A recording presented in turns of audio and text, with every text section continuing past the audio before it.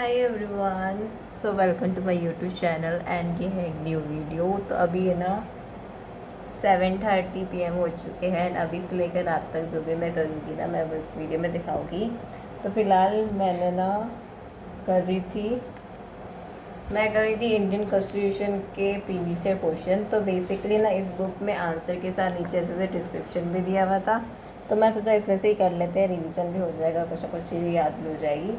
तो इसमें मुझे एसएससी सीजीएल के और सीपीओ के करने थे, तो सीपीओ के हो गए, सीजीएल के बस थोड़े से बाकी है, मतलब 100 भी नहीं है, उससे कम है। तो ये क्वेश्चन मुझे करने हैं एंड उसके बाद वैसे क्या करते हैं, तो फिलहाल मैं ये करूँगी, ठीक है, एंड उसके बाद आगे कंटिन्यू दिखाती हूँ।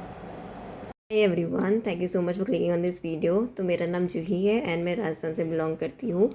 तो मैंने ना एसएससी के सीजीएल का भी फॉर्म फिल करा था। वैसे तो मेरा टारगेट कुछ और ही है, बट मैंने सीजीएल का भी फॉर्म फिल करा था एंड अच्छा है, इसी बहाने मुझे पता पड़ जाएगा कि क्या पैटर्न है, क्योंकि सिलेक्शन पोस्ट में भी गजब पेपर आया था। अब देखते सीजीएल में कैसा पेपर आने वाला है। बाकी जो भी है ना, जो मेरा हर रोज़ का होता है वो मैंने करती हूँ, बट अभी कुछ कुछ और भी हुआ था जो मैं आने वाली वीडियो में बताऊंगी। तो अभी तो फिलहाल पढ़ाई की बात करेंगे। तो 7:30 के बाद मुझे सिर्फ ½ लगा था बाकी के कंप्लीट करने में PYQ।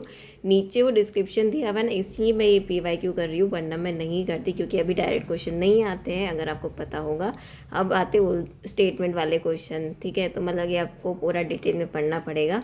तो इसलिए मैं ये वो कर रही हूँ, वरना मैं नहीं करती, ठीक है ना।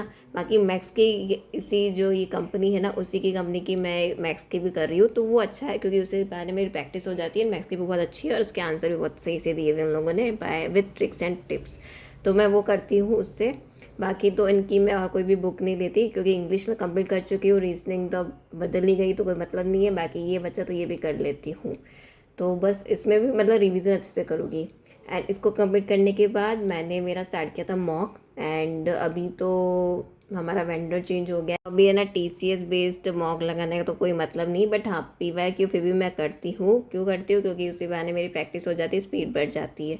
मैथ्स का तो मुझे लगता है वही पैटर्न है, बस थोड़े नए टॉपिक आ गए हैं एडवांस वाले। बाकी इंग्लिश तो मुझे बहुत ज़्यादा हार्ड लगता है, और इंग्लिश, हाँ इंग्लिश हो गया। बाकी BC में नए टॉपिक आ गए हैं। तो ये एडुकेटिव बेस्ड जो मॉक है ना, उसके लिए मैं रिवीजन 24 से मॉक लगाती हूँ। तो बेसिकली यहाँ पे उसी के बेस पे क्वेश्चन है एंड पूरा इंटरफेस भी सेम टू सेम है। जैसे मैं सिलेक्शन बोर्ड में गई थी ना देखने एग्ज़ाम, तो जैसा भी वहाँ पे इंटरफेस है ना, वैसे यहाँ पे था।